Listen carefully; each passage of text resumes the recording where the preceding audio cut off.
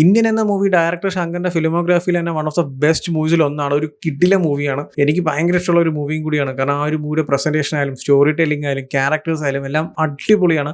Especially സേനാപതി എന്ന് പറയുന്ന character presentation മാൻ, അതൊക്കെ വേറെ ലെവലായിട്ടുള്ള ഒരു ക്യാരക്ടർ പ്രസന്റേഷൻ ആണ്. സോ അങ്ങനത്തെ ഒരു മൂവിയുടെ സെക്കൻഡ് പാർട്ടിന്റെ ഒരു ആവശ്യമില്ല. കാരണം അതൊക്കെ ഒരു മാസ്റ്റർ പീസ് ആയിട്ട് ഒരു ലെവൽ ഇരിപ്പുണ്ട്. എന്നിട്ടും ആ ഒരു മൂവിയുടെ സെക്കൻഡ് പാർട്ട് ചെയ്യുമ്പോൾ അതിനേക്കാളും വേറെ ലെവലായിട്ടുള്ള ഒരു ഐറ്റോട് ചെയ്യണം, അല്ലെങ്കിൽ ചെയ്യാനേ പോരുത്. പക്ഷേ ഇവിടെ നമ്മുടെ ഡയറക്ടർ അതിന് ഒരു സെക്കൻഡ് പാർട്ട് ചെയ്ത് കോളമാക്കി കൈ തന്നിട്ടുണ്ട്. എന്തിനാണ് ഈ ഒരു മൂവി ചെയ്തതെന്ന് ഒരു പിടുത്തുമില്ല. അല്ലെങ്കിൽ ഡയറക്ടറിനോട് തന്നെ ചോദിക്കണം എന്തിനാണ് ഇങ്ങനത്തെ ഒരു മൂവി. കാരണം ഇന്ത്യൻ എന്ന് പറയുമ്പോൾ നമ്മുടെ മനസ്സിൽ ഇതുവരെ വന്നുകൊണ്ടിരുന്നത് ആ ഇന്ത്യയിലുള്ള ആ ഒരു ക്യാരക്ടറും ആ ഒരു സ്റ്റോറിയും അല്ലെങ്കിൽ ഇന്ത്യൻ താത്ത ആ ഒരു കാര്യങ്ങളൊക്കെയാണ്. ഇനി അങ്ങോട്ട് നമ്മുടെ മൈൻഡിൽ വരാൻ പോകുന്ന ഇതൊക്കെ ആയിരിക്കും. കാരണം ഇന്ത്യൻ 2 എന്ന് പറയുന്ന ഡയറക്ടർ ശങ്കറിന്റെ ഫിലിമോഗ്രാഫിയിൽ തന്നെ ഏറ്റവും വേസ്റ്റ് മൂവിയാണ്. കാരണം അത്ര ഷോക്കായിട്ടുള്ള അല്ലെങ്കിൽ ഒട്ടും വർക്കാവാത്തൊരു മൂവിയായിട്ടാണ് എനിക്ക് ഫീൽ ആയത്. ഒരു സ്റ്റോറി ഇല്ല, ഒരു സ്ക്രീൻ പ്ലേ ഇല്ല, ഒന്നുമില്ല സിനിമയിൽ. എന്തിനാണ് ഈ സിനിമ ചെയ്തതെന്ന് ഒരു പിടുത്തമില്ല. 3 മണിക്കൂർ സിനിമയിൽ ഞാൻ ആകെ എൻജോയ് ചെയ്തത് ആ സിനിമയുടെ ലാസ്റ്റ് കാണിക്കുന്ന ഇന്ത്യൻ 3യുടെ ഒരു ട്രെയിലർ, ഗ്ലിംസ് പോലെ ഒരു ഐറ്റം കാണിക്കുന്നുണ്ട്. അത് വേറെ ലെവലായിരുന്നു. കാരണം സേനാപതിയുടെ ആ ഒരു ചെറുപ്പക്കാലം അല്ലെങ്കിൽ ആ ഫ്രീഡം ഫൈറ്റിങ്ങും ആ ഒരു ബ്രിട്ടീഷ് എറ, സോ അങ്ങനത്തെ കുറെ കാര്യങ്ങളും കാണിക്കുന്നുണ്ട്.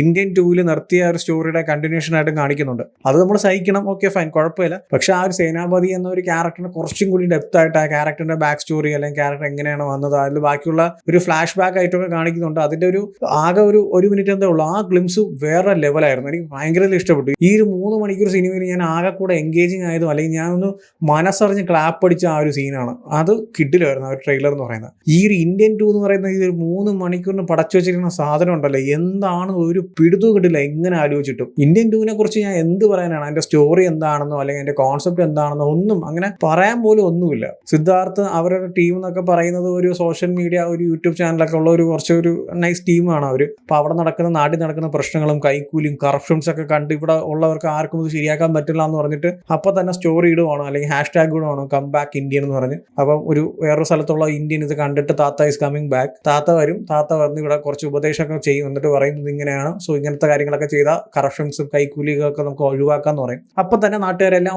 പിന്നെ താത്ത പറഞ്ഞ വേറെ അപ്പീലില്ല, താത്ത പറഞ്ഞാലും കുഴപ്പമില്ല. സിദ്ധാർത്ഥ ഒരു കാര്യം ഇന്ത്യ, പിന്നെ ഓൾ ഇന്ത്യയിൽ അതിന് ട്രെൻഡിങ്. സിദ്ധാർത്ഥ ഒരു #, ഇട്ട് ഒരു കാര്യം ചെയ്താൽ ഓക്കെ, ബാക്കി ഇന്ത്യ ഫുള്ളും അത് തന്നെ. സിദ്ധാർത്ഥ ഒരു #, ഇട്ട് ഓക്കെ ഇത് ചെയ്യേണ്ടെന്ന് പറഞ്ഞാൽ പിന്നെ ഇന്ത്യ ഫുള്ളും അത് തന്നെ. അത് എന്താണെന്ന് എനിക്ക് ഇതുവരെ മനസ്സിലായിട്ടില്ല.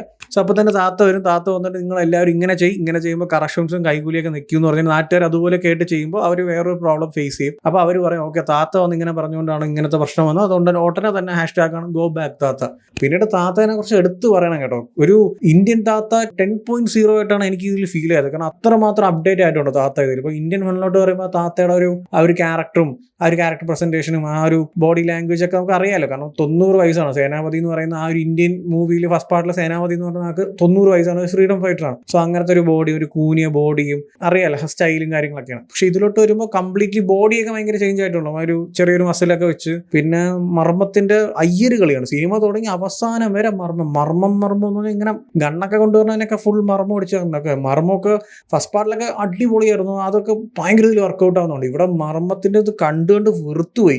ആരെങ്കിലുമൊക്കെ നമ്മളെ മർമ്മം ചെയ്ത് ലോക്ക് ചെയ്തിട്ടെന്ന് ആലോചിച്ചു. അങ്ങനത്തെ രീതിയിലുള്ള മർമ്മത്തിന്റെ കുറെ സീക്വൻസ് കാണിക്കുന്ന, പിന്നെ ബോഡി ഷിഫ്റ്റിംഗ്, അതൊക്കെ ഒരു രക്ഷയില്ല കേട്ടോ. പിന്നെ താത്ത വാസ് ലൈക്ക് ഡാൻസ് കളിക്കും, പാട്ട് പാടും, ഫൈറ്റ് ചെയ്യും. ഫൈറ്റ് എന്നൊക്കെ പറഞ്ഞാൽ അമ്മാതിരി സ്റ്റണ്ടും കിടിലും ഫൈറ്റ് ഒക്കെയാണ്. മറ്റൊരു എക്യുപ്മെന്റ് ഉണ്ടല്ലോ, എനിക്ക് എൻ്റെ പേരറിയത്തില്ല, മറ്റേ ഒരു വീലുള്ള ഒരു നിന്നൊക്കെ ഓട്ടിക്കുന്ന കൺട്രോൾ ചെയ്യാൻ പറ്റുന്ന സൈക്കിൾ പോലത്തെ സംഭവമില്ല, അതൊക്കെ വെച്ച് താത്ത നടക്കുന്ന സ്റ്റണ്ട് ഉണ്ട്. അതായത് കാറും ബൈക്കൊക്കെ ചേസ് ചെയ്യും. പക്ഷെ താത്ത അത് വെച്ചിട്ട് ചെന്നൈ മറീനയിലൊക്കെ നടത്തുന്ന സ്റ്റണ്ട് പൊളി. പിന്നീട് ഒരു കിടില സീനുണ്ട്, ഞാനത് ഇങ്ങനെ പറയണമെന്ന് എനിക്ക് അറിയത്തില്ല. ഹോളിവുഡിലൊക്കെ നമ്മളിത് ക്ലാപ്പ് അടിച്ചിട്ടുള്ള സീക്വൻസ് ആണ്. അപ്പോൾ ഇന്ത്യൻ മൂവിൽ വരുമ്പോൾ നീ ക്ലാപ്പ് അടിച്ചൂടെ എന്ന് ചോദിച്ചാൽ അത് അങ്ങനെയല്ല സംഭവം. പക്ഷെ ഒരു ആളെ നോക്കിയിട്ട് ഉടനെ തന്നെ ബോഡിയൊക്കെ ഷിഫ്റ്റ് ചെയ്ത് 6 പാക്കും മറ്റേ ജിമ്മിനൊക്കെ ആവുകയാണ് താത്ത.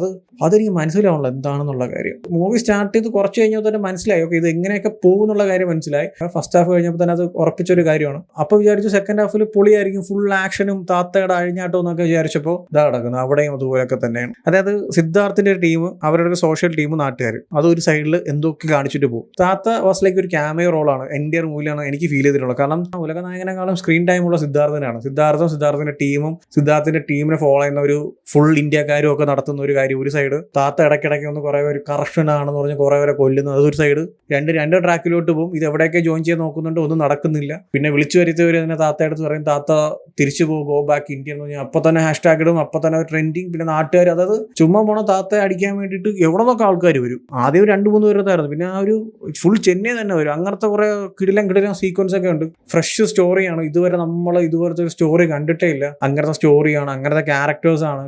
ചില ക്യാരക്ടേഴ്സിന്റെ ഒക്കെ ഒരു ട്വിസ്റ്റ് ഒക്കെ ഉണ്ട്. എന്റെ പൊന്നോ, നമ്മൾ ഒട്ടും വിചാരിച്ചില്ല ഈ ക്യാരക്ടറൊക്കെ ഇങ്ങനെ ചെയ്യുന്നത്. അങ്ങനത്തെ ഫ്രഷ് ആയിട്ടുള്ള കുറെ കോൺസെപ്റ്റ് ഒക്കെ സിനിമയിൽ യൂസ് ചെയ്യുന്നുണ്ട്. പിന്നീട് എടുത്തു പറയേണ്ട ക്യാരക്ടർ പെർഫോമൻസ് ആണ്. ഒരുപാട് ക്യാരക്ടേഴ്സിന്റെ പെർഫോമൻസ് ഒക്കെ ഭയങ്കര ക്രിഞ്ചായിട്ട് ഫീൽ ആയി. എസ്പെഷ്യലി സിദ്ധാർത്ഥിന്റെ ഒരു സോഷ്യൽ മീഡിയ ടീമുണ്ട്, അവരുടെ കുറെ കാര്യങ്ങൾ, പിന്നെ സിനിമയിൽ വന്ന ബാക്കിയുള്ള ക്യാരക്ടേഴ്സ്, പിന്നെ ഒരു ആവശ്യമില്ലാത്ത കുറെ ക്യാരക്ടേഴ്സ് സിനിമയിലുണ്ട്. അതായത് വലിയ വലിയ സ്റ്റാർസ് ഒക്കെയാണ്, പക്ഷെ ഒരു ആവശ്യമില്ല, ചുമ്മാ കുറെ സ്റ്റാർസിനെ കൊണ്ട് പ്ലേസ് ചെയ്തിട്ടുണ്ട്. പിന്നീട് ഈ ഒരു മൂവിയുടെ ഷൂട്ടിംഗ് ടൈമിന്റെ ഇടയ്ക്ക് തന്നെ ഒരുപാട് ആക്ടേഴ്സ് മരണപ്പെട്ടായിരുന്നു. സോ അവരുടെയൊക്കെ ബാക്കി ഷോട്ട്സ് ഒക്കെ വെച്ചിട്ടാണ് കംപ്ലീറ്റ് ചെയ്തിരിക്കുന്നത്, അതായത് CG ഒക്കെ വെച്ചിട്ട്. അതൊക്കെ നമുക്ക് പെട്ടെന്ന് മനസ്സിലാവും, പക്ഷെ എന്നാലും അത് നൈസായിട്ട് തന്നെ പ്രസന്റ് ചെയ്തിട്ടുണ്ട്. ഇപ്പം വിവേക് സാറായാലും നമ്മളെ നെടുമുടി ചേട്ടനായാലും പിന്നീട് അതുപോലെ മനോബാല, പിന്നീട് കുറച്ച് ആർട്ടിസ്റ്റ് ഉണ്ട് അങ്ങനെ. സോ അവരൊക്കെ ആ ഒരു ബാക്കി ഷോട്ട്സ് ഒക്കെ ഫുൾ ഒക്കെ വെച്ചിട്ട് നല്ല രീതിക്ക് തന്നെ പ്രസന്റ് ചെയ്തിട്ടുണ്ട്. സോ അതൊക്കെ അടിപൊളിയാണ്. പിന്നീട് എടുത്തു പറയാനുള്ള പെർഫോമൻസ് ഒന്നും അങ്ങനെയൊന്നുമില്ല. ഇന്ത്യൻ താത്തയുടെ കുറച്ചെങ്കിലും ഓക്കെ, ആ ഒരു താത്ത വരുന്ന ടൈമിലും മൂപ്പരുടെ ആ ഒരു കുറച്ചെങ്കിലും കണ്ടിരിക്കാം. ബാക്കിയെല്ലാം എനിക്ക് ഷോക്കായിട്ടാണ് തോന്നിയത്. എസ്പെഷ്യലി സിദ്ധാർത്ഥിന്റെ ചില ടൈമിലുള്ള ആ ഒരു പെർഫോമൻസും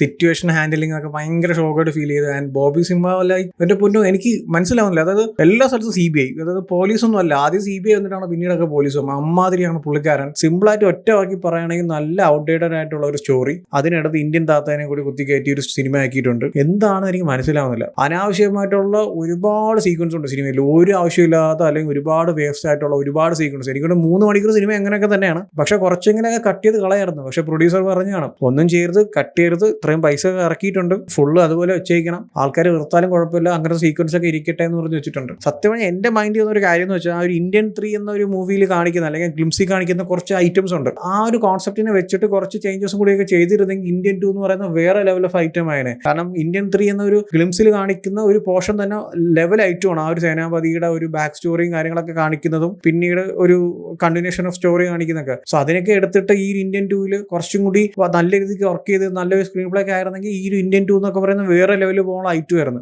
കാരണം ഇതുവരെ ഇന്ത്യൻ എന്നൊക്കെ പറയുമ്പോൾ ഫസ്റ്റ് പാർട്ടിലെ ഇന്ത്യൻ മൂവിയുടെ സ്റ്റോറിയും ആ ഒരു ക്യാരക്ടറും ഒക്കെ ആയിരുന്നു. ഇനി അങ്ങോട്ട് ഇതായിരിക്കണം. ഒരു തേർഡ് പാർട്ടും കൂടി ഉണ്ട്. തേർഡ് പാർട്ട് എന്തായാലും കാണാം. നമ്മൾ ഇത്രയും സഹിച്ചില്ല, നമ്മൾ ഇത്രയും കണ്ടില്ല, അതുകൊണ്ട് പിന്നെ കുഴപ്പമൊന്നുമില്ല. തേർഡ് പാർട്ടും കൂടിയൊക്കെ കാണാം. തേർഡ് പാർട്ടിൽ ആ ഒരു സേനാപതിയുടെ കുറെ കാര്യങ്ങളൊക്കെ കാണിച്ചു ട്രെയിലറിലും ഗ്ലിംസിലൊക്കെ. സോ അതുപോലെയൊക്കെ വന്നാണെങ്കിൽ ലെവലായിരിക്കും. അല്ല ഇതേ സാധനത്തിനാണ് കണ്ടിന്യൂ ചെയ്യണമെങ്കിൽ പിന്നെ എനിക്കൊന്നും പറയാനില്ല, സൂപ്പർ ആയിരിക്കും, നല്ല അടിപൊളിയായിരിക്കും. അതായത് സിനിമ കണ്ടു കഴിയുമ്പോൾ നമുക്ക് തോന്നുന്ന ഒരു ഫീലിംഗ് സിമ്പിളായിട്ട് പറഞ്ഞു തരാം. ഈ സിനിമ ഡയറക്റ്റ് ചെയ്തിരിക്കുന്ന ശങ്കർ അല്ല, ഈ സിനിമയിൽ മ്യൂസിക് ചെയ്തിരിക്കുന്ന അനിരുദ്ധ് അല്ല, ഈ സിനിമയിൽ ത്രൂ ഔട്ട് അഭിനയിച്ചിരിക്കുന്ന നമ്മളെ ഉലകനായകനും അല്ല, എല്ലാം ആണ്. നമുക്ക് അക്സെപ്റ്റ് ചെയ്യാൻ പറ്റത്തില്ല ആ ഒരു ഫാക്ട്. അങ്ങനത്തെ രീതിയിലാണ് ഈ ഒരു മൂവി എന്നുള്ളത്. സോ എന്തായാലും എല്ലാവരും പോയി കണ്ടു നോക്കുക. ഇത് എന്റെ ഒരു ഒപ്പീനിയനാണ് ഞാൻ പറഞ്ഞത്. നിങ്ങളെ പോയി കാണുമ്പോൾ നിങ്ങൾക്ക് ചിലപ്പോൾ വേറൊരു ഒപ്പീനിയൻ ഒക്കെ ആയിരിക്കും. ജസ്റ്റ് കണ്ടു നോക്കുക. എന്തായാലും ഓൾറെഡി കണ്ടവരാണെങ്കിൽ നിങ്ങളുടെ ഒപ്പീനിയൻസ് എന്താ വെച്ചാൽ കമന്റ് ചെയ്യൂ. വീഡിയോ ഇഷ്ടപ്പെട്ടാൽ ലൈക്ക് ചെയ്യൂ, ഷെയർ ചെയ്യൂ. ഇതുപോലത്തെ കൂടുതൽ വീഡിയോസിനായി ചാനൽ സബ്സ്ക്രൈബ് ചെയ്യൂ. Thank you so much.